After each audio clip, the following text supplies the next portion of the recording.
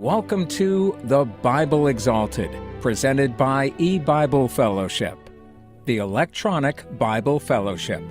eBible Fellowship is an online Christian ministry teaching faithfully from the Bible, using the biblical method of comparing Scripture with Scripture to come to truth.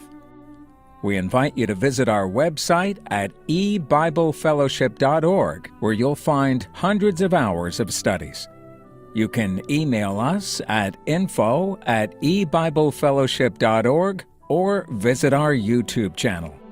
And now it's time to welcome in our four-man panel and begin our live broadcast of the Bible Exalted program. Hello, everyone, and welcome to eBible Fellowship's The Bible Exalted program. I'm your host, Gary Daniels, and today we're seeking the Bible's answers to various topics in which the Bible has the final say in the matter. Joining us today are our beloved three-panel speakers, Bob Grandy, Chris McCann, and Carl von Haringa. Now, this is our 12th episode, so welcome again, radio listeners, folks watching on Zoom, YouTube, and other streaming platforms. Today's discussion is the earth is billions of years old versus the earth is 13,000 plus years old.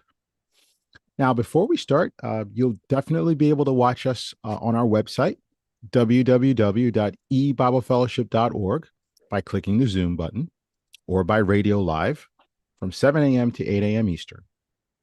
I also want to mention that later on in the program, we're going to open up the phone lines to hear from you. We'd love to hear your perspective. The number to dial is 888-969-9883. That's 888-969-9883. You're going to hit *9 to get yourself in queue, and then *6 to unmute yourself. Once again, *9 to get into the queue, and then *6 to unmute yourself. We'd love to hear from you, so please give us a call. If you have a question or a comment, we'll definitely take that in the chat. However, we do ask that you stay on topic. If there's a natural progression in our conversation and you'd like to discuss that matter, you're free to do so. Once again, today's topic is the earth is billions of years old versus the earth is 13,000 years plus old. And where do we go from there? And we'll start with you, Bob. Okay, thanks, Gary. Yeah, I'd like to relate how my experience with this topic, everything that I had learned in growing up in public school and in college and had seen on TV all the way up to my late 30s, led me to believe that the Earth was very old. And that is that there was a big bang and that happened millions and if not billions of years ago. I used to be a big fan of Carl Sagan back in the 1970s and 80s, I think. And I remember that he used to say that the Earth was billions and billions of years old. It had an interesting accent. And then somehow I started listening to Christian broadcasting in 1992. And one of the programs was teaching about the lies of the Big Bang and evolution and old Earth. And I was extremely shocked to hear that the Earth was very young, just thousands of years old. In fact, it was commonly held in Christian circles that the Earth was created in 4004 BC based on a man named Bishop Ussher, who worked with the genealogies in Genesis chapters 5 and 11. But then I read Harold Camping's book, Adam When, and he also worked in the genealogies of Genesis 5 and 11. But he understood that the Hebrew phrase called Quarashem, it's Qarashem in the for the Hebrew, And that's translated to mean called his name. And that was a key to unlocking the calendar that God had hidden in the Bible. For example, we read in Genesis 5, verse 3, and Adam lived 130 years and begat a son in his own likeness after his image and called his name Seth. Notice that it says called his name Seth, or Quarashem Seth. And what this means is that Seth was a direct son of Adam.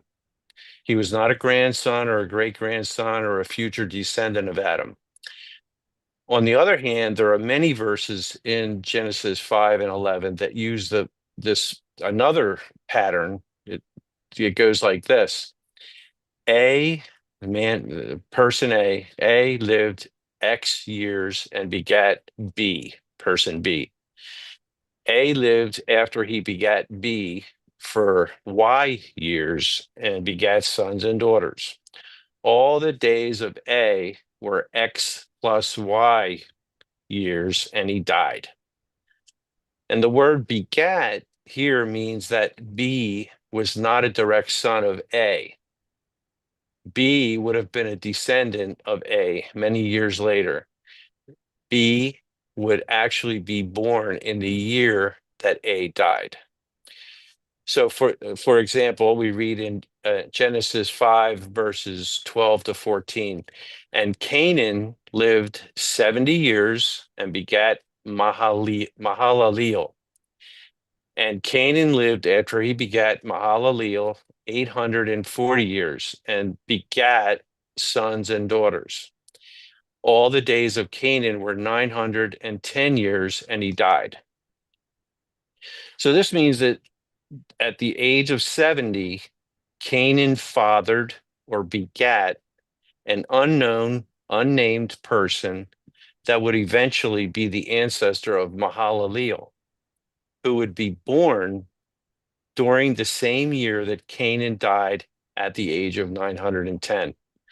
So this key understanding of Genesis 5 and 11 enabled Mr. Camping to discover the biblical calendar of history, starting with the year that Adam was created, which was 11,013 BC, according to our Gregorian calendar.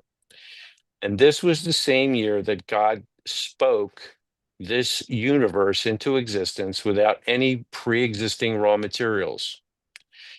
Therefore, the earth is not billions of years old. It is only 13,037 years old as of 2025 AD, which is the year we're living in right now. So, yeah, it like I said, it really shocked me to learn this after all my life believing that the earth was billions of years old. So, um, I'll turn it over to anybody who wants to add on to that. Yeah, well said, Bob, and thank you for sharing that. I just wanted to add, just to kind of prove the Kerasim a bit, like why you can't assume begat, because that's basically what happens with the Usher timeline. Is every time it says begat, they assume that it's an immediate son in view, and God gives a few examples, such as in Matthew 1:2, it says Abraham begat Isaac, and in that case we know that that's an immediate son because we can see that Abraham and Isaac, the context shows us that they lived at the same time. However, when you go to Genesis, it says Arpachshad begat Selah. And so there it also uses begat. But upon further research, you find out that through the New Testament, when God's going through the genealogies, you find out that he actually inserts this person named Canaan, which isn't the same Canaan that Bob was referring to. And I can pull that up. But in other words, it's actually proving that that begat doesn't always mean immediate, because here there's an insertion of Canaan between Arpachshad and Selah. And so anytime you see begat, you can't make that assumption. You have to dig deeper to see if it's an immediate son or if it's some later descendant. And another good example is in the New Testament, Jesus was referred to as the son of David. Now, anyone reading that would understand, okay, that doesn't mean he's an immediate son. They understand that has to mean that he came from the lineage of David, because David didn't have an immediate son named Jesus. It came through his line. And so that also proves that God uses that type of language. Or a lot of times Abraham would be referred to as Father Abraham. That didn't mean that he was an immediate father to to um, to the Israelites. It just meant that they came from his lineage. That's right, because they said Jesus said, "If Abraham were your father, then you would love me." So Right. there is that language. If I may say, Chris, to the average Christian who's hearing this program, they might start to get a little, I wouldn't say discouraged, but they might feel a bit overwhelmed. We're dealing with Hebrew words and very deep search of the scriptures. How do we set the table for someone when they're approaching the Bible, the responsibility it is of a believer to look into these things, to delight in these things, and to press on into this kind of category with humility and a desire to seek God's word? Well, the first thing is, as far as the billions, or I remember it used to be taught that it was millions, and it made a pretty drastic shift from millions to billions, and that's not possible. It's well, first of all, uh, the the secular theories of origins, and that's what it is. They're saying today, if you Google it, they'll say that the Earth, the universe, is 4.5 billion years old. You know, it's pretty precise, right? Like they know, and so they're saying 4.5 billion years ago is when everything started. Okay, fine, except they have no idea how everything started. Because what does that mean? 4.5 billion years ago, and they're still working on that. Was it a big bang, or there?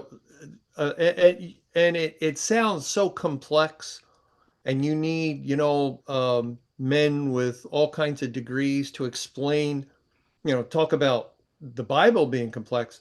Well, based on dating methods of Earth's um, um, core or crust or whatever, they go into elaborate explanations for how they come to that figure, and and yet to me it's very simple.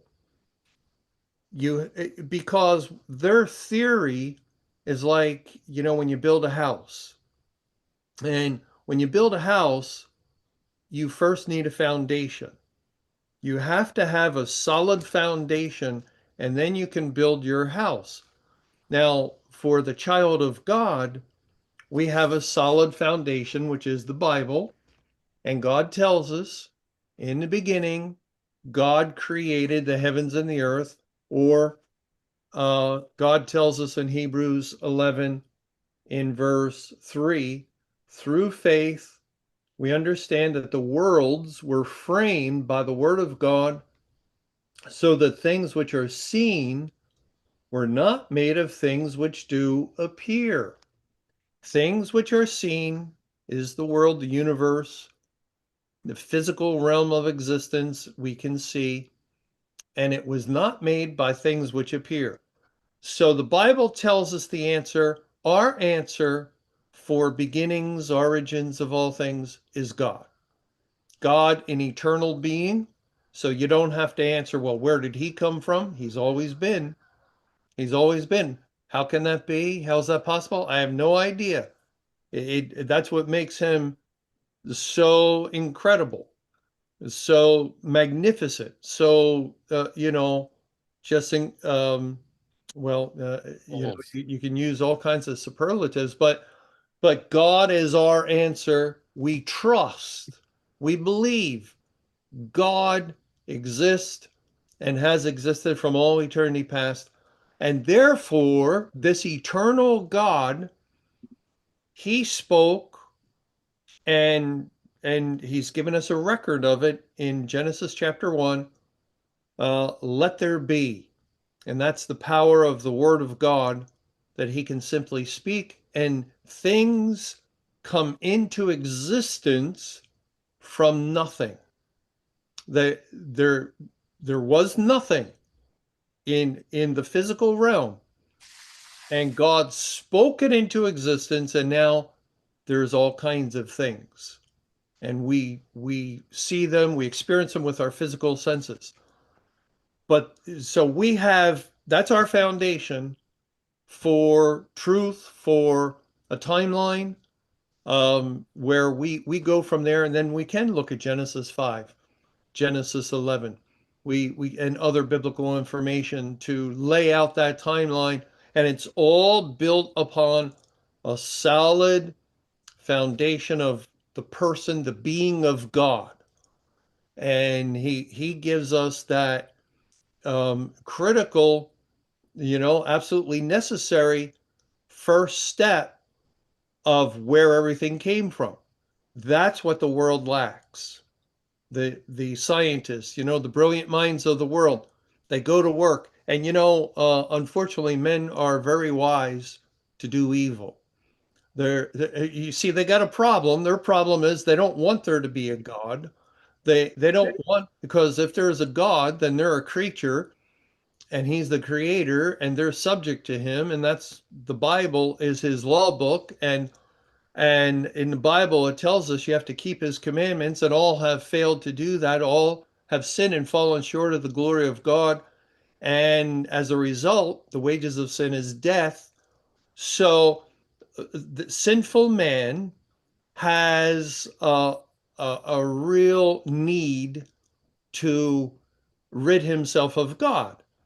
And so again, he will put his mind to it, and that is why all the much of modern science and their explanations, which are so complex, and people think, well, you have to be a great mind, these great minds that have laid all these things out.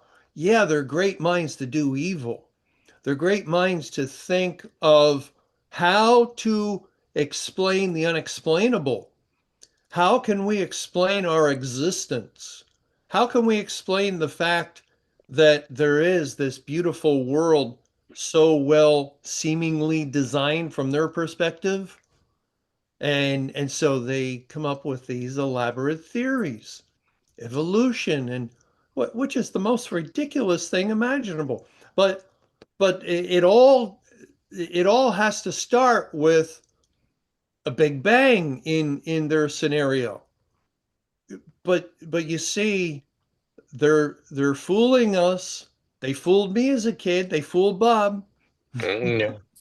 Yeah, they fool a lot of people. They're fooling us because it's like a con man. It's like a con man. Don't pay too close attention to the con. And the con is that they pick up and they start and they run with it billions of years, and everything has uh, developed and come forth since then. Hold it. A simple man needs simple explanations. Where did the original stuff come from, whatever you want to call it? I don't care. But it had to be something physical. It had to be matter of some kind. Where did it come from? And that's what ruins their whole theory. So They have no answer. right. They literally have no answer. We're working on it. We're working on it. With so we all know some good construction guys, and they build houses. Well, do you build the house without the foundation? And it that sums up the whole secular um idea on origins. They've just said we'll take care of the foundation later. Right now, we want to explain to you where everything came from. But you can't do that. No, start at the beginning, please. Start with a actual foundation and then go forward. Right. But they're stuck at that point. That's a very good point, Chris, and thanks for laying the foundation for the timeline. So, do you think that God has withheld a lot of this understanding from man in terms of when the scientists will check for these things? Part of it is their unbelief, but did God also hide himself not only from the secular world, but also the professed Christian until in the last days? So when people did try to search things, and for example, a scientist might discover proteins in the fossils of a dinosaur, which would really confound someone who would say it's billions of years old to have like blood vessels or tissue or protein. So they would kind of keep the lie going. But do you think God also hid himself from man, or do you think it's kind of a combination of both? Oh yeah. Well, God has hidden himself, but then again, he's in plain view. Like Psalm 19 tells us, and this is the word of God. Psalm 19, verse 1, the heavens declare the glory of God, and the firmament showeth his handiwork. Day unto day uttereth speech, and night unto night showeth knowledge. There is no speech nor language where their voice is not heard. So the whole creation is testifying to the its workmanship, that it is um, a work product, and you can see it through the design, just like we can see, on my screen, I see a pillow behind me with a design of a flower. And did that just happen? Did that just happen? Or did a mind go to work and make that pillow and shape it and fashion it and put the design on there so that we can see it and take it in, and how much more complex are creatures, and we see design in every creature. The Bible would say that they're without excuse, and this is one of the reasons that God is judging in this day of judgment. He's judging the scientific community and the educational system of men, because the scientists have usurped the authority of God, and they have substituted a teaching that has, overtaken much of the world. And so many people in the world, even so-called Christians, believe these big dates, despite what the Bible says. And the scientists are very much in that sense like false prophets. They're they're putting forth false date information. They're saying that the world is so many billions of years old, and it wasn't a god. It wasn't a god who made it. No, it just developed by random chance, and if you give so much time, that's one of the reasons why there has to be so much time, because people realize, we can look out into our yards, and we see the weeds, we see the thorns, the briars, and that's what develops. If I leave my yard alone for a long, long time, is it going to get better, or is it going to get increasingly worse? And the longer you leave it, it doesn't make it improve, it makes it deteriorate even more. And so, our own our own experiences disprove the whole idea. That's why it's so ridiculous. It really, and it also what you said about time. They need a lot of time to kind of just hide the fact that things evolve, right? Because there's no way to really prove that something evolved.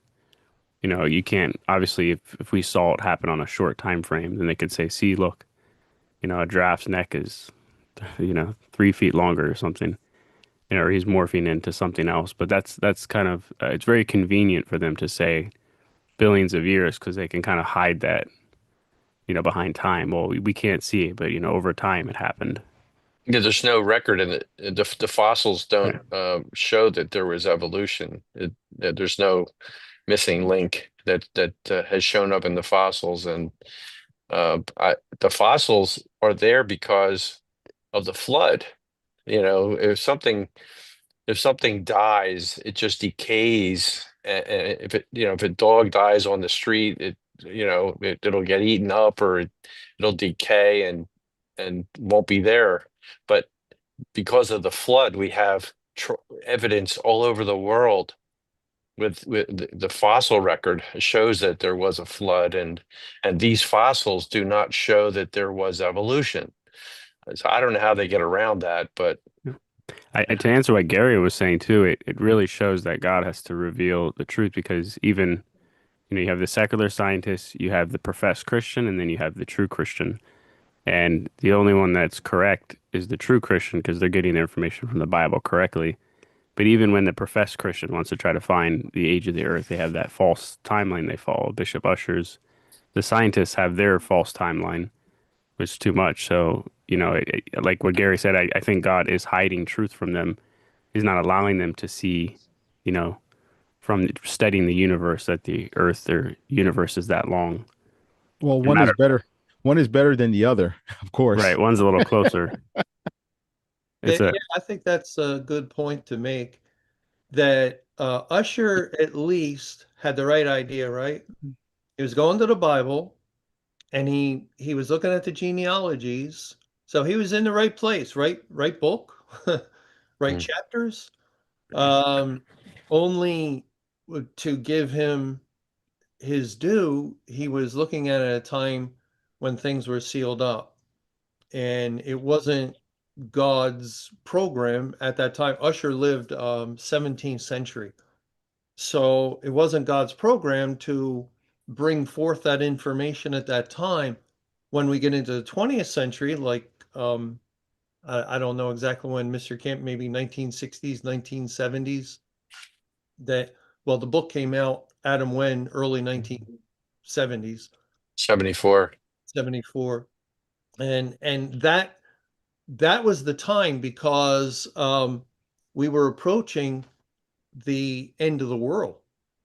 And it turns out that prior to Mr. Camping studying that and the Lord opening up his understanding, we wouldn't have known this, but it turns out 1988 was the 13,000th year of Earth's history.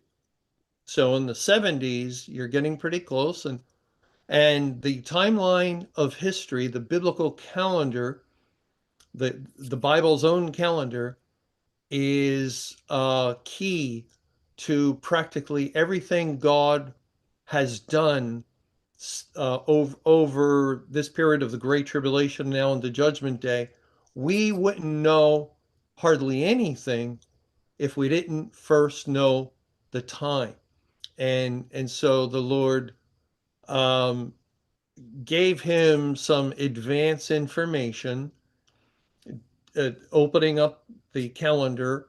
So, and the key, like Carl was saying, and Bob was saying about Karashem, the key to unlock the calendar, so the correct timeline of the Bible could kind of flow forth. And we know, by the way, we can prove from the Bible quickly that Usher's calendar is incorrect. It has errors. And for example, Usher says that Abraham was born 1996 BC. And from the biblical calendar, starting with a generally widely accepted date for Solomon, Solomon's death, 931, we can go back. He reigned 40 years, 971. In the fourth year of his reign, 967 BC, foundation of the temple was laid. 1 Kings 6, verses 1 and 2 tells us 480 years earlier from the laying of the foundation, they came out of Egypt. So the Exodus, you can, get a calculator, just 967 plus 480, 1447 BC from the Bible. That's the Bible's date for the Exodus. And we know Israel was 430 years to the self same day in Egypt. Add 430 to 1447, 1887 BC, or is that right? 1877. 1877 BC was when Jacob stood before Pharaoh, and he had his name changed to Israel, so that's Israel, and the children of Jacob were the children of Israel entering into Egypt to begin that 430 years. And Pharaoh just happened to ask him, "How old are you?" And Jacob told him, "I'm 130." So we know from 1877 at 130, Jacob and Esau, the twins, were born 2007 BC. They were born when Isaac was 60. Therefore, Isaac was born 2067 BC. And we know Abraham was 100. When Isaac was born, Abraham was born according to the Bible, biblical information, 2167 BC. Usher says he was born 1996 BC, which is an error of 171 years. And That's amazing. I never thought to work backwards from Solomon to arrive at Abraham. Well, yeah, it's a quick, and when we go the other way, and actually from Abraham was born when his father Terah was 130. So we know Terah was born 2297 BC. That's almost 2300 years BC. And Usher's telling us Adam was created 4004 BC. From Abraham, or from Terah 2297, to Adam is a little over 1700 years, according to that erroneous calendar. So you have to believe that in 4004, God made man, Adam, and it's 4004. Well, then just, presupposing, saying, all right, this is according to that calendar. And this is important because so many Bibles have that calendar. They give notes concerning dates based on Usher's calendar. And so those Bibles are wrong, but in that notation. But you have 1700 years basically from Adam, and then we know Adam lived 930 years. So from 4004, Adam's almost coming down to the year 3000, about 100, 70 some years, 80 years short.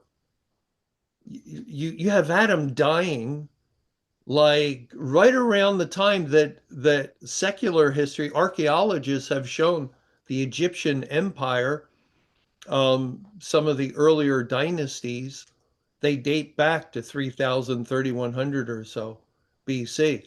And that's when Usher's saying that Adam died. Well, after Adam, then you have several patriarchs until you get to Noah, and then Noah lived 600 years until the flood. So I haven't had a chance to work that out according to Usher's calendar. I'm just trying to illustrate how off it is that if you're coming down from Adam, and then you have to go 7 generations to Noah from 4004, and yet from Abraham to Terah, we know we can go all the way back 2300 years. Are you trying to say the flood took place? Adam lived his whole life. The flood took place after 7 patriarchs. which destroyed the whole earth. Then the world was built back up again to the point of the Tower of Babel, when there, seems like there was quite a number of people that were working on the Tower of Babel. So you had to have a population growth. And then God confounded their language. And then the days of Peleg, when God divided the continents. All that's taken place in a space of 1700 years. That would be like from Christ to the year 1700 AD. And, Well, and yeah. Chris, if I may pause you all there, just a reminder for folks that are listening, welcome to the Bible Exalted program. Today's topic is the earth is billions of years old versus the earth is 13,000 plus years old. We want to hear from you. We're going to open up the phone lines. And if you have a comment or a question to ask, we can go from there. And I just want to briefly just make a statement. Chris, could you explain what is Bishop Usher doing wrong? What is his analysis to come up with this wrong understanding? We can see the offset, but what is he doing biblically that's incorrect? I think Carl has a good grasp of that. Carl, you Okay. want to explain that? Yeah, it basically starts off with not understanding what we went over earlier, begat, or taking begat on the surface level. So anytime he saw begat, he just assumed that had to be an immediate son. But we've shown examples where begat doesn't always mean immediate. And so that means that, like Mr. Camping pointed out in his book, that begat's not very helpful because it could mean both. You have the example of Abraham and Isaac, where God uses begat. We know we can prove that they lived at the same time.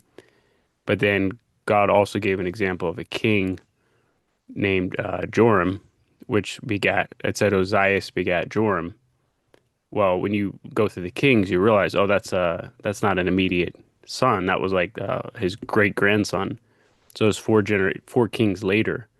And so I think maybe when you're laying out a genealogy, to lay it all out, you don't necessarily include every single son, because you could have like a really long list. So perhaps one of the reasons they did that was maybe for a shorter list. I'm not sure, but Well, I'll read this, Carl, and then you can explain. It's from Genesis 5.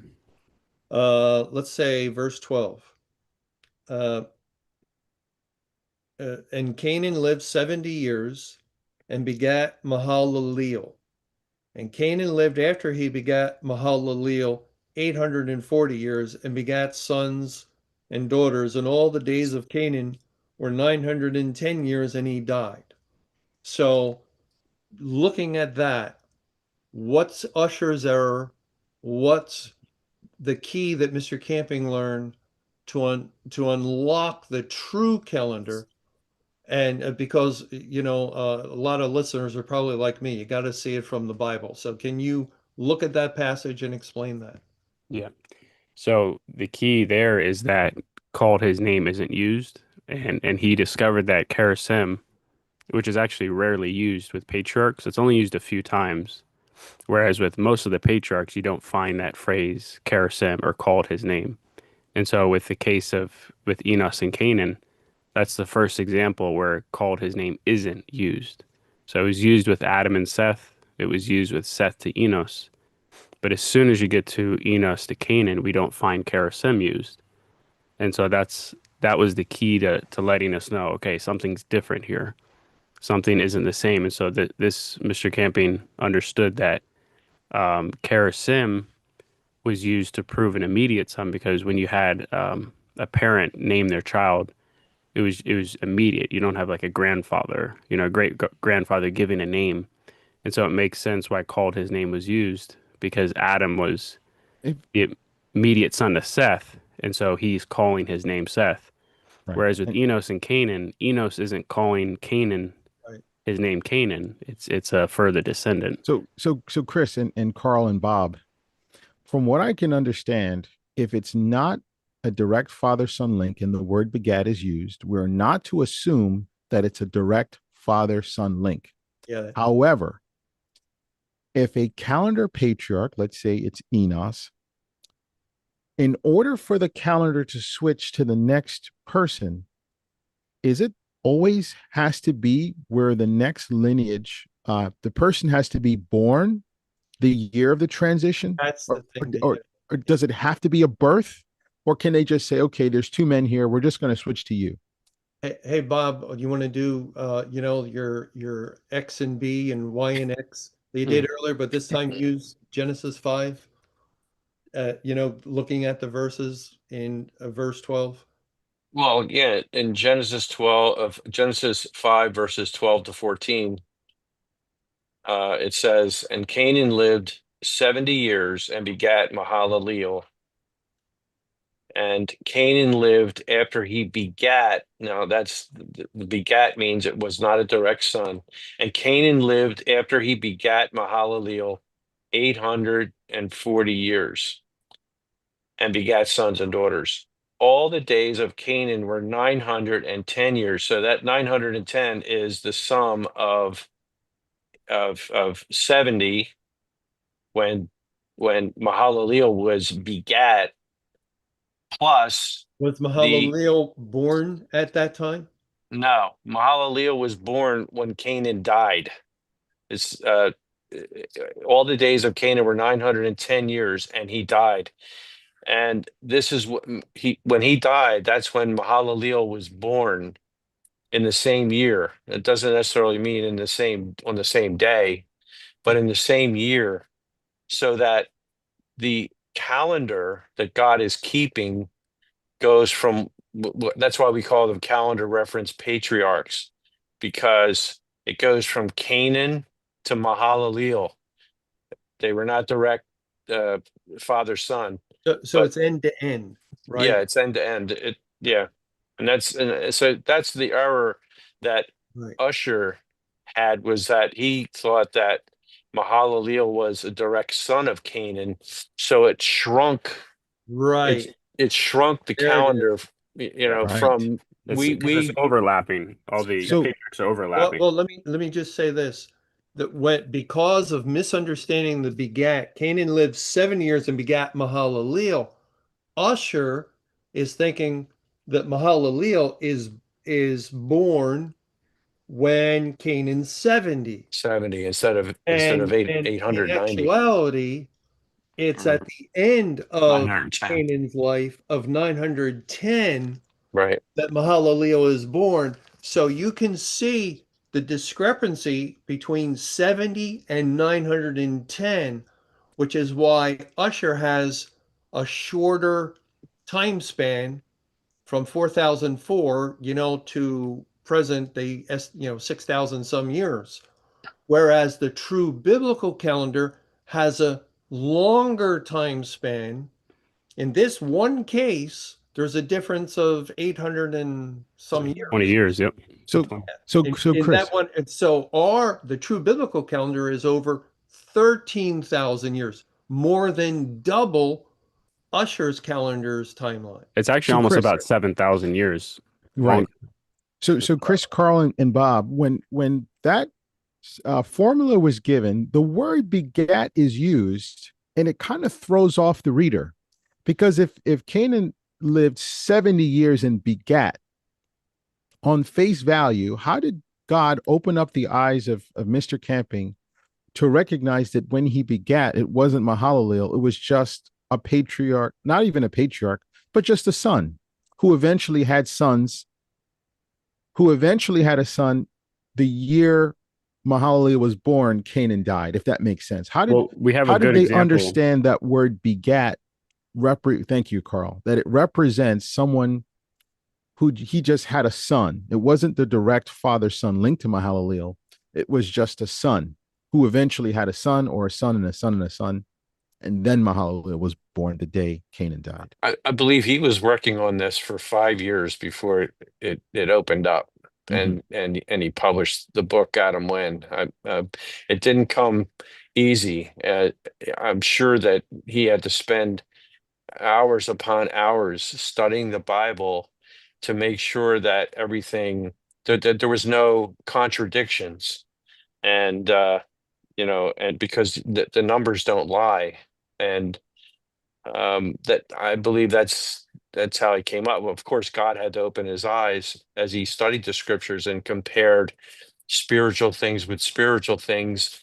And but yeah, I believe I heard him say or read it somewhere that he worked on this for like 5 years. Wow.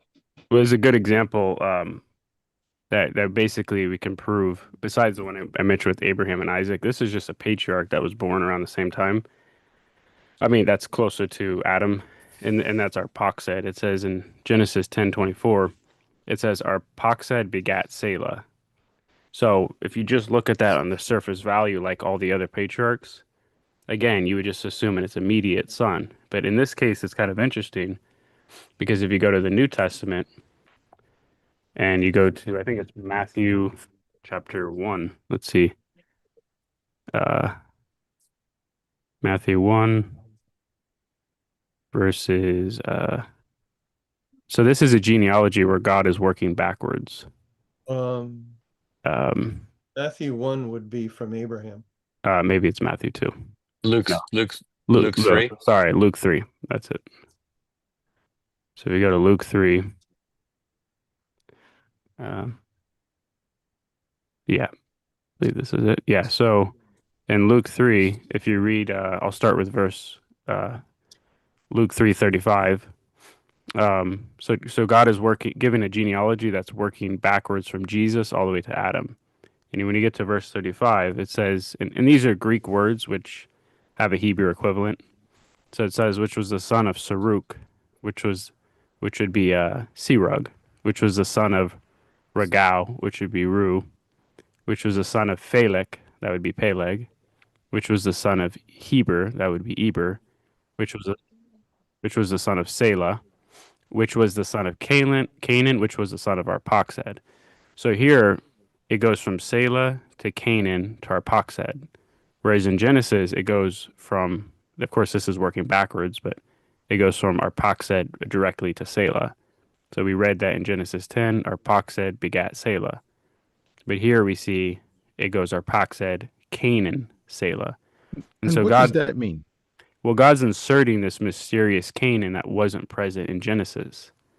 And so he's letting us know that there's actually a son born in between Arphaxad and Selah, which is proving that back in Genesis 10, that that word begat is not, it's not immediate son. Selah is not an immediate son. And Mr. Camping thought, out of all the patriarchs, why is God highlighting this particular one and mentioning Canaan? And he believes it's because if you go back to Enos, the Canaan that was begotten of Enos, God's highlighting, be careful, don't assume that this Canaan is an immediate son to Enos. And So so, in other words, Bishop Usher wasn't being very careful. exactly. Which gets back to what Gary was saying. His eyes, the Lord was hiding truth. He sealed that up. It wasn't the time, like so many things for the church age, but at the time of the end, we can't miss. 1974 is just a few years before 1988, and this calendar worked out the history of the world to show that 1988 was the 13,000th year of Earth's history. Um, you guys probably have heard, we might have talked about this before, that phobia that people in the world have. They call it Triskaidekaphobia. triskaidekaphobia. It's two different ways of pronouncing this. This is the more common way. Tris is 3. Chi is the Greek word for end. Dec is 10. 3 and 10 phobia. Wow. Number 13. Fear, phobia is fear, fear of the number 13. And a whole lot of people have it. They're afraid of Friday the 13th. They're afraid of sitting when getting on a plane in aisle 13, in seat number 13. Some hotels do not have a floor 13. It's very, common, widely spread fear. Why?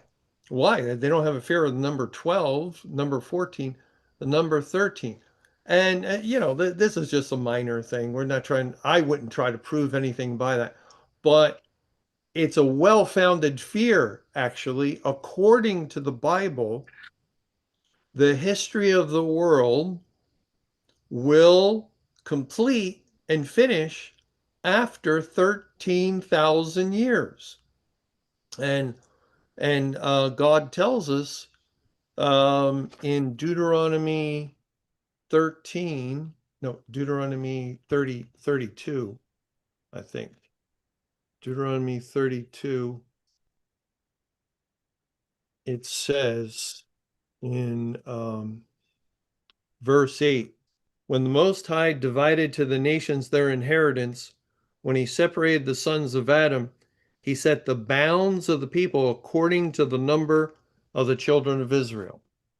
God set the bounds of the people, and it mentions inheritance of the nations, sons of Adam. That's mankind, who are the sons of Adam, and the number of the children of Israel would have to be the tribes. You couldn't know like the number, say, a million, 5 million, but we do know the number of their tribes. Well, you might think 12, but actually 13. There's 13 tribes because God gave Joseph two, Manasseh and Ephraim. And so the timeline for the sons of Adam, mankind, is established according to the number of the children of Israel, 13 tribes, and then will come the end of man's inheritance of the earth. His temporal inheritance of living in this world will be over, and that's where we've entered into. And just think, if we look back of the massive changes that have come upon the church, come upon the whole world since right around that time, right around 1988, the explosion of iniquity, the apostasy of all churches, it really fits. It matches very well. It's amazing that you mentioned the 12 tribes and actually 13. I think Jacob had 12, but also 13. And also the disciples were 12, 13. Is that a possible pattern that God gives? The apostles, there were 12 apostles, but then the apostle Paul insists that he was an apostle. And he was, because he saw the Lord, and that would be one of the qualifiers. And so he would have been the 13th apostle. So yeah, 12 apostles, but 13. And And when we look at biblical history according to the true calendar, the Bible's own calendar, with the proper key that lays out the history of the world, we see that Old Testament history up until the birth of Christ in 7 BC, it was 11,006 years. And then Christ would go to the cross and bind Satan, and the Bible tells us Satan was bound for 1,000 years in the book of Revelation. He's bound for 1,000 years. Well, that's figurative 1,000-year period. But if you put it together, 11,000 years of Old Testament history, Christ comes, binds Satan for 1,000, and upon the loosing of Satan, you come to the end of the world. And that's the time we're in. He has been loosed. So according to that figuring, 11,000 plus 1,000 years of binding should be 12,000 years of history. 12,000 is the number of fullness. But no, it wasn't a literal 1,000 years he was bound. He was bound over the course of the church age, 1,955 years, and it turns out he's loosed after 13,000 years. So we see the same interesting relationship between 12 and 13. 12 tribes, actually 13. 12 apostles, actually 13. Should be 12,000 years of Earth's history, actually 13,000 years of Earth's history. So as 12 is fullness, 13 is super fullness, and the number that identifies with the end of the world. It's Right. interesting is And God. if I just make, please forgive me, Carl. I'm going to pause you there because we're going to need to say goodbye for our radio listeners. However, our program will continue on YouTube, social platforms, or on Zoom by going on www.ebiblefellowship.org. You can click the join Zoom button. You can continue on into this program. This is a lot of information, and hopefully, listeners, if you are being delighted by this revelation of understanding, some of you might be listening and enjoying this program. We'd like to hear from you, whatever your position. But we would ask that you continue to check out our programs by going on to www.ebiblefellowship.org for the Bible Exalted program. But yes, Carl, go ahead. You have about 30 seconds. Well, I'll wait till the break Okay. and then I'll All come right, back. folks. Thank you. Thanks for joining us for this segment of the Bible Exalted program, presented by eBible Fellowship, the electronic Bible fellowship. Visit our website at ebiblefellowship.org or our YouTube channel. You can also reach us by email at info@ebiblefellowship.org. And until our next Bible Exalted program, may the Lord's perfect will be done. Welcome back, folks, to the Bible Exalted program. This is our bonus half an hour. Thank you for joining us. Today's topic is the earth is billions of years old versus the earth is 13,000 plus years old. Joining us today are our beloved three panel speakers, Bob Grandy, Chris McCann, and Carl von Heringa. Carl, you wanted to share something. Please go ahead. Yeah, I was just going to point out, one interesting thing you find when you first pick up the Bible, anyone who's not familiar with the Bible, is how often numbers are mentioned. Like even just in Genesis, with the first few verses, God's already keeping track of time. This was day one, this is day two. So already you have numbers in view, and numbers are just everywhere in the Bible. I mean, there's a whole book called Numbers. But numbers are used everywhere in the Bible, and you notice that what's interesting is God does use prime numbers a lot, like 3, 2, 3, 5, 7, 11, 13, 23. Those are all prime numbers, and those all carry very significant meanings. And not just to say not to say he only uses prime numbers, because the number 8 has significance, and that's not a prime number. But one interesting thing that maybe people don't also hear about is something called a twin prime, and that's like when you have two primes right next to each other, except there's a gap. And 11 and 13 would be a twin prime because 12 isn't prime and 13 is. So I just thought that was interesting how God really highlights the 11,000th era and the 13,000th. Another example would be 17 and 19. They're twin primes right next to each other. But it's just, if you read the Bible, you just find numbers everywhere. And this is how, we're able to put the timeline together. It's pretty interesting. This is our 12th episode, and we're talking about the number 13. Right. Not that there's any correlation to that. God gave us, speaking about the number 13, God gave us a historical parable. This means it's true history recorded in the Bible. And it's a parable in that it hides truth. And this is in Joshua 6, where the Israelites circled the city of Jericho one time for 6 days. So they went around 6 times. And that relates to the year of creation in 11,013 BC to when the flood of Noah's day occurred in 4990 BC. It was 6,023 years after creation. So you have the 6,000 years plus a 23-year tribulation period relating to the 6 times that the Israelites circled Jericho. So that was the first earth. And then we read in 2 Peter 3 that the second earth came out of the water starting in a year after the flood. And then on the seventh day, so they circled Jericho one time each day for 6 days, and then on the seventh day they circled Jericho 7 times. So that brought the total up to 13.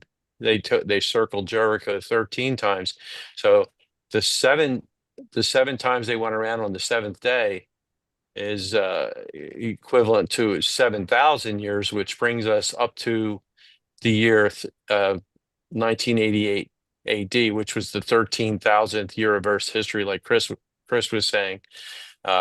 So yeah, God was hiding that information for us and revealed it to us at the time of the end, like it says in Daniel 12, that these words are sealed up until the time of the end. Yeah, and like Chris was saying, Bishop Ussher, he lived in the 17th century. It wasn't time for the all of this information about the end of the world to come out. It was God's perfect timing to reveal it to Mr. Camp. Got to give Mr. Camping a lot of credit. He was the first one to come up with the biblical calendar of history by the grace of God. And so that's where we're at. Yeah. Let me read those verses, Bob. Joshua 6, verse 4, and 7 priests shall bear before the ark 7 trumpets of ram's horns. And the Hebrew word translated ram's horns is jubilee or jubilees. And the seventh day shall compass the city 7 times, and the priest shall blow with the trumpets. And shall come to pass that when they make a long blast with the ram's horn, jubilee, and when ye hear the sound of the trumpet, all the people shall shout with a great shout, and the wall of the city shall fall down flat, and the people shall ascend up every man straight before him. So you see, they're blowing trumpets, shouting with a great shout, and just compare 1 Thessalonians 4, 1 Thessalonians 4 with the coming of Christ. It says in verse 16, for the Lord himself shall descend from heaven with a shout, with the voice of the archangel, with the trump of God, and so forth. So the shouting, the trumpets are blowing, and like you said, God had them march around the city, the whole army, carrying the ark, one time a day, once a day, 6 days. So at the end of 6 days, they'd gone around 6 times. On the seventh day, they went around 7 times the same day. So that's God who commanded them to do it that way. And God, yeah, you have 13 total times, but he broke it up. He broke it up. 6 was done differently than the 7. 7 all in one day. And that's what Bob was saying in 2 Peter 3, where the Bible mentions 2 earths. It speaks of the first earth destroyed by the flood, and the second earth, which is now, it says, which will be destroyed by fire, or, at the end of time, the last day, everything will burn. And then when you look from creation, which we can pinpoint, I don't think we mentioned it yet. The creation date, according to the Bible, is 11,013 BC. God creates the world, as Genesis recounts. Adam is formed, and then you can start counting from creation date to the flood, and we can know precisely. We're not guessing because it's from the Bible. The Bible's truth.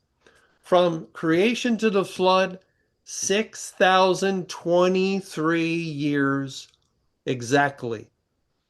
Why 23? 23 in the Bible is a tribulation number.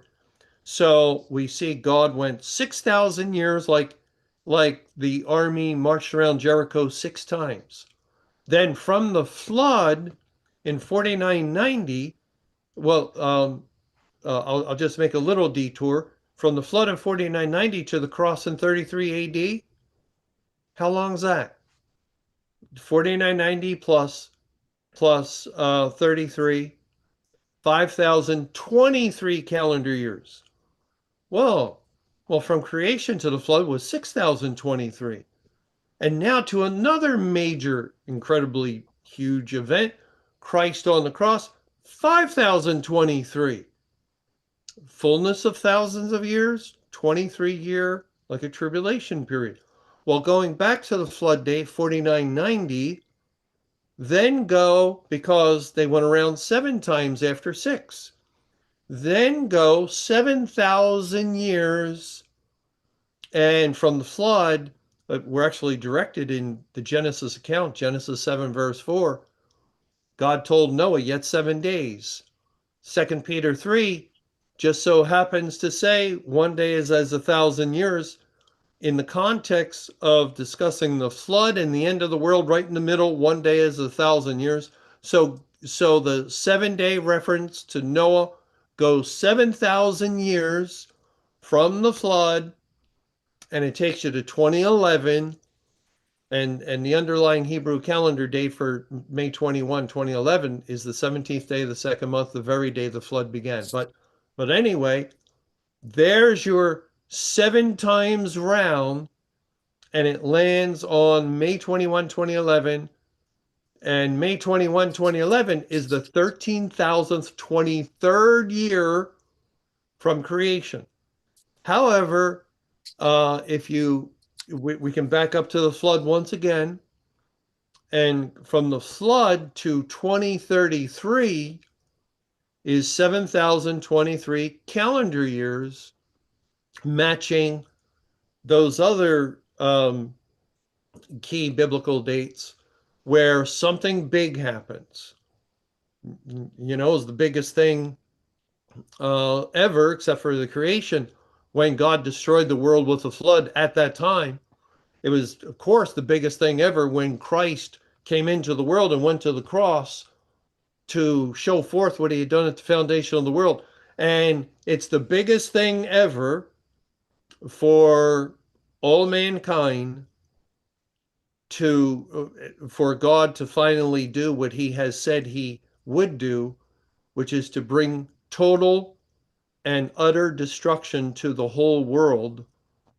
And that's what we're looking towards at this point in the year 2033, the end of all things. And what happened to Jericho? 6 times around, then the 7th day, 7 times around. After 13 times around, what happened to Jericho? The walls fell down. Joshua, and by the way, the name Jesus is basically the name Joshua. Joshua is the Hebrew. Jesus would be the Greek form. And so Joshua and the army of Israel went into the city Jericho and killed every man, woman, and child.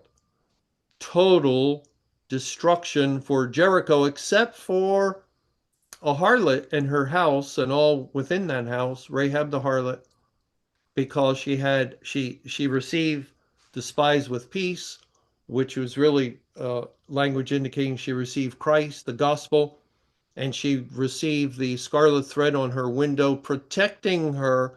Her house was on the wall, so her house didn't fall. So everything you can picture, I don't know how God would have done that. How does God do so many things? But here's this enormous wall around the city. After 13 times, and they shout and the trumpets blow, the whole wall collapses, but there's this one thin little, sometimes you go through, say, a block in Philadelphia, West Philly or something, and you see all the houses have been demolished, but there's one house just standing. And on either side, no, it used to be row homes. They're all gone. Just that one house. Well, that would have been Rahab the harlot's house standing, and she lived, and everyone within her house lived. And that's what God has done with his salvation. We're not covered by a scarlet thread. We're covered by the blood of Christ. It's the same imagery really is the Passover blood, the blood of the lamb, protecting the Israelites' house when the destroyer came through Egypt. We consider that a luxury, Chris, when there's no neighbors beside you. And we consider that a luxury when you don't have your road, even though it has a Well, negative connotation. That's a luxury. I live on a row, but I'm at the end of the row, so I have partial luck. 50%. Yep. But so Chris, I've been listening to the timeline for quite some time, and there are some good studies like on housetops. Someone actually says get a pen and paper, and you can kind of do the work yourself. You know, there's a good study done by John McCowan that I have my son listen to and children, and with a piece of pencil and a paper, they can do the numbering themselves. But this didn't come easy. There's been a lot of correction by the Word of God, and I'm not sure if any of you gentlemen would like to talk about how, you know, it's painstaking. We touched on it before. It's so smooth and effortless now, but I'm sure there's lots of hours of prayer, patience, and waiting on the Lord for these answers. It looks like we have someone who has raised their hand. Butter Hope, please go ahead with your question or comment. Good morning, and thank you. It's an effort to stay up. I mean, to follow this program, but it's very. Excuse me a second, just to let everyone know our schedule going forward. Next 2 weeks we're going to be off. Then October 28th, 3 weeks from today, we'll have our last 7 a.m. Bible Exalted. The first Tuesday in November, we're going back to, was it 2 or 3 p.m.? We're going back to the afternoon. We'll let I you think it know. was two, 2? two to three, and then a half an hour. Yeah, okay. Yeah, so these early morning, I'm with you. These early mornings, they're not easy. Okay, so it will be on the same channel, the Philadelphia Yeah, station. everything. As far as the radio, we because we haven't gotten any calls, from Philadelphia listeners for this program, uh, we're thinking it would be just as efficient to do a replay there. So we're going to have replays on the Philadelphia 7 a.m. broadcast. The broadcast will continue. It'll be a replay. Um, and we'll do live in the afternoon. Tuesday afternoon, right? Tuesday afternoon, not on the radio. Not And on the what radio. would It'll just be our what would be normal Zoom, YouTube, Facebook, and Oh, it and everything. what won't be on would, the radio. It won't be on the radio. No, not live. Not live. Oh, Because we're okay. we're locked into 7 a.m. Okay. till I think next April or May or something. We can't change that. So we'll be pre-recorded on the radio. We'll do live in the afternoon, but not on the radio. Okay. okay, so I'll be looking for the announcement, because it's not easy to follow, all these changes. Yeah, when you mentioned about the superstition of the number 13, I remember at the condo that I was living before I moved to this senior apartment. That condo skipped number 13, and some of the residents didn't even realize. And so when they were giving out notice or something, there was a mistake because even the new management didn't realize the 13 was skipped. So when I was a kid, I already heard about the superstition of the number 13. And here it's the Bible that uses a lot of 13. So perhaps people use this number, you know, heard of this number from the Bible. And so anyway, last year, 2024, before the conference, then I realized the biblical timeline shirt, the T-shirt, that somebody made, and it was Excuse me. probably Excuse me. We don't want to get into that. okay. I know what you're going to say. We don't want to get into that. Okay, so anyway, I realized the biblical timeline of history is very important. It's significant, very significant, and because it was this drafted by Brother Camping, the late Brother Camping, our common mentor, and because the Lord had him discovered the biblical calendar from Genesis and Matthew and so on, and the word Karasham that you just covered earlier.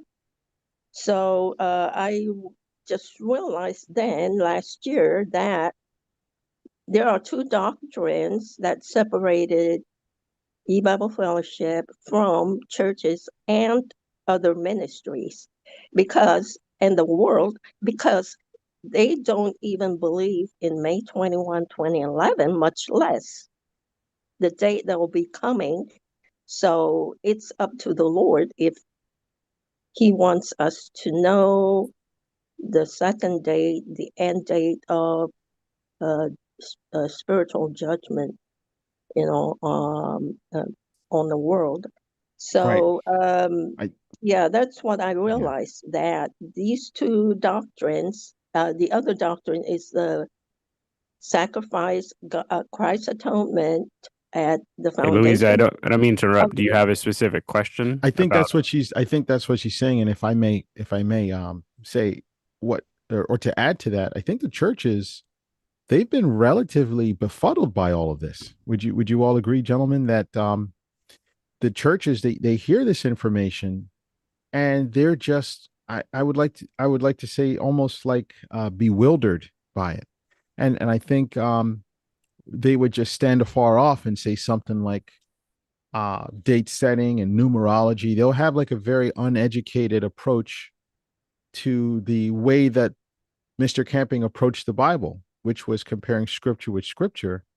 And when Mr. Camping was studying the timeline, I guess the churches were just going off in a completely different direction. And so what happened is the void just continued to separate to the point where they're standing afar off and looking at all the biblical information that we've obtained, and they just have a very general, well, I'm not going there kind of mentality because it's so far away from their understanding. Well, when you look at the definition of numerology, I can see why they kind of just lump it all together because it's really just the significance of numbers, looking at the significance of numbers. But when the world or different groups look at numbers, a lot of times they look at them not the way the Bible looks at them. You know, they like add up numbers. So the Bible gives us a very specific way to work with numbers. So if they want to lump it as numerology, they can, but it's not a good Yeah, label for us. uh, I don't think it's because people have a definition in their mind. You're involved with numerology, and some people count letters, and assign numbers to letters, and that's all nonsense. And so you can get kind of thrown into the mix. And Yeah, it's just in the Bible. I don't think we mentioned this, but numbers are words. Numbers are words, and with the Bible, we're dealing with the Word of God. So um, sometimes, as soon as people hear numbers 13,000, and in our language, right, you can write out um, the number 13 and thousand, and if you're writing a check or whatever, you write it out with words, and that's what we can understand. So we're not doing any kind of numerology. It's not algebra. It's not. We're dealing with words, and words have meaning. And in the Bible, for example, um, the Bible defines its own words, its own terms, and you can look at the number three, and you can see the biblical meaning, spiritual meaning is purpose. Four, like 4 points of a compass, is universality. Five is atonement. Six is work. God worked 6 days to create. Seventh day he rested. Number 6 has the spiritual significance of work. 10 is completeness. 12 7. is fullness. You skip 7. Just to bother you. 12 is fullness. 13 is super fullness, or the end of the world. And so when we read Genesis 47, when Pharaoh asked him, why did Pharaoh ask him this? This is the Bible. You know, every word in the Bible is precious. It's so valuable. And this is something that we do with casual chatting, right? Pharaoh said to Jacob in Genesis 47, verse 8, Pharaoh said unto Jacob, how old art thou? How many times does somebody ask you how old you are? It's so common, but it gives Jacob the opportunity to say, Jacob said unto Pharaoh, the days of the years of my pilgrimage are 130 years. Few and evil have the days of the years of my life been. And what's significant about that is 130, that there are words in the Bible that we have to look for. Is there any spiritual meaning to that? Well, Adam was 130 when Cain killed Abel. And then we read when Adam was 130, he had another son named Seth. And well, that's interesting. And then we find Jehoiada the priest was 130. And then upon his death, the child king that Jehoiada protected and saved, and he did good all of his days. Anyone know the name of that king? Was it Josiah? No, not Josiah, right? It was I think it does start with the J, but I Joash. forget the name. Yeah, Joash. Joash did good all the days of Jehoiada. Well, once Jehoiada died at 130, he did evil and he killed the son, or probably a later descendant, like a grandson or so. But it says the son of Jehoiada, Zechariah, between the temple and the altar. So we find Cain kills Abel, related to 130 and a second son. That Jehoiada dies 130, a once good king now becomes an evil king, kills his son. And when we look at Jacob entering into Egypt, God ties it to the Great Tribulation.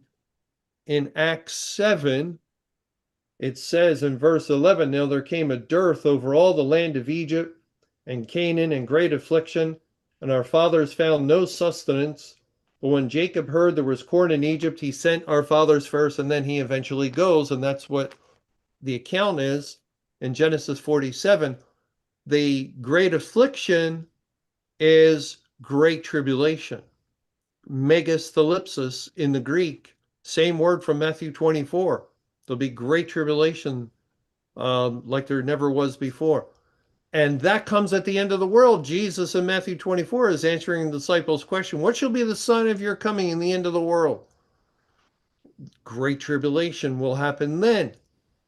Well, God says this account, this historical parable, true history, teaching a spiritual meaning, which is teaching us about the spiritual famine that comes upon the churches at the time of the end. After 13,000 years of history, we can pinpoint the time of the Great Tribulation. And here God is having Pharaoh ask Jacob, how old are you? 130. 10 times 13, 10 completeness, 13 super fullness, end of the world. Complete end, the complete end.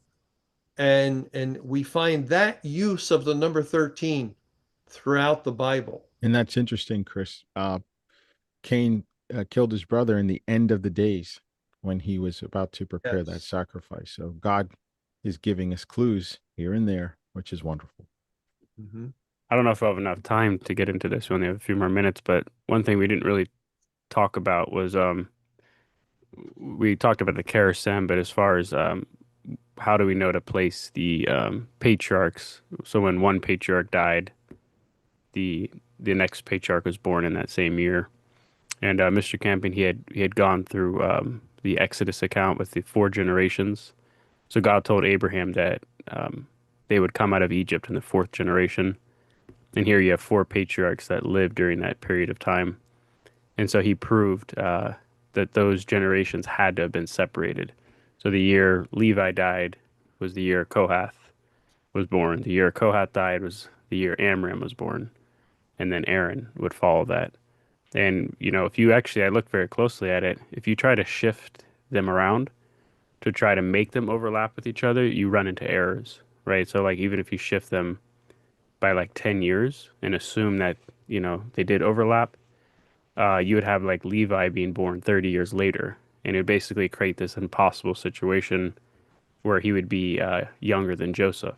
In the Bible, lets us know Levi was older than Joseph. So, you have very little wiggle room to try to make the patriarchs overlap. You just can't, you know.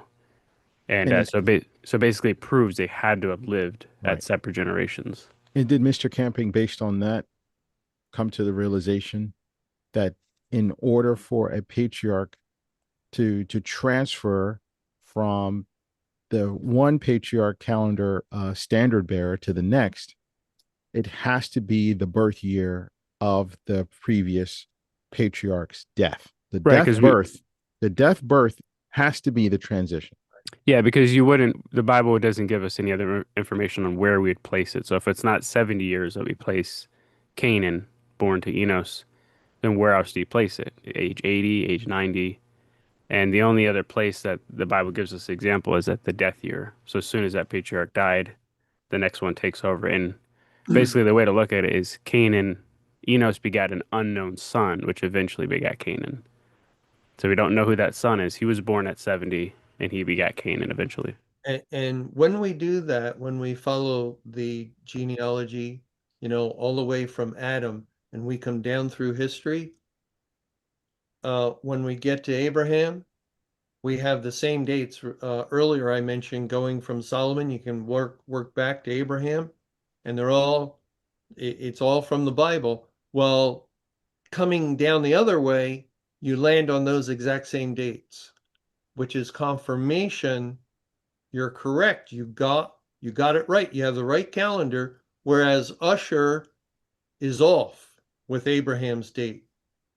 And so this is internal confirmation from the Bible itself when you can find that structure, and it's so solid that you must have did it right, because just think, we're saying there's 13,000 plus years from creation till now, and we have over 7,000 more years than Usher put forth. And so you if we're off, if it's wrong, you should be way off. You should be way off. If you're coming down through history down to Abraham, if you're wrong, you should have crazy dates. But it's right on the money. Yeah, and there's quite a few historical dates that line up with the Bible, like the fall of Babylon, 539 BC, different kings like Jehu, and these are secularists who arrived at these dates, like Babylonian tablets to arrive at 539 BC. These are outside the Bible, and they're arriving at these same dates. I think with King Jehu, they found what's called the Black Obelisk, which is like an ancient relic that basically, in using like different solar eclipses that the Assyrians had kept track of, they backtracked to arrive at these dates. So they use sources outside the Bible, and the biblical timeline just so happens to line up with those dates. And the only way to get to those dates is to start with Adam.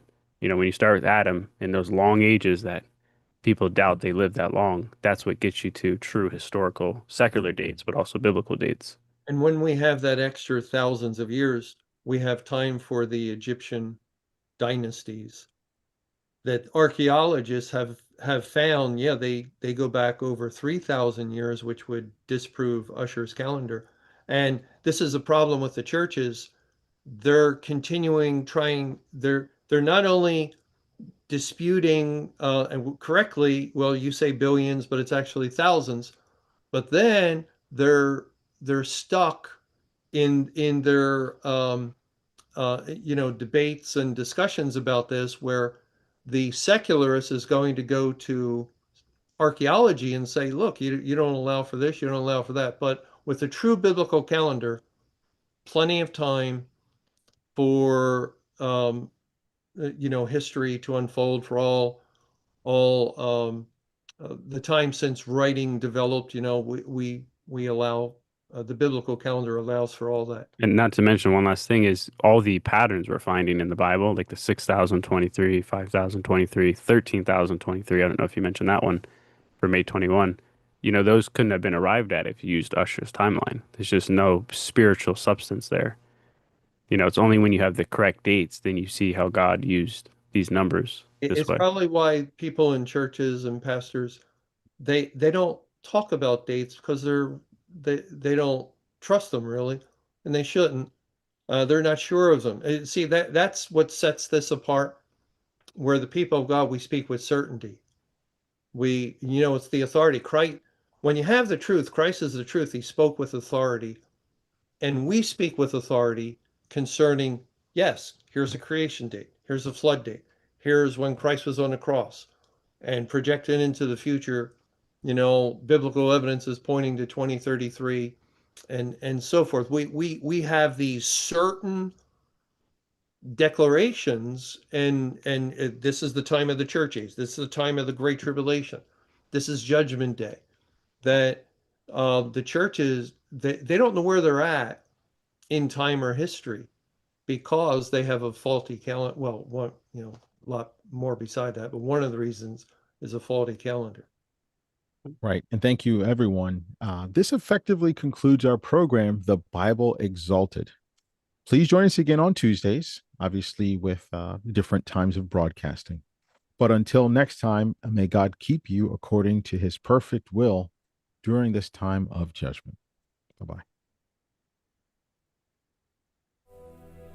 Thanks for joining us for this segment of the Bible Exalted program, presented by eBible Fellowship, the electronic Bible fellowship. Visit our website at ebiblefellowship.org or our YouTube channel. You can also reach us by email at info@ebiblefellowship.org. And until our next Bible Exalted program, may the Lord's perfect will be done.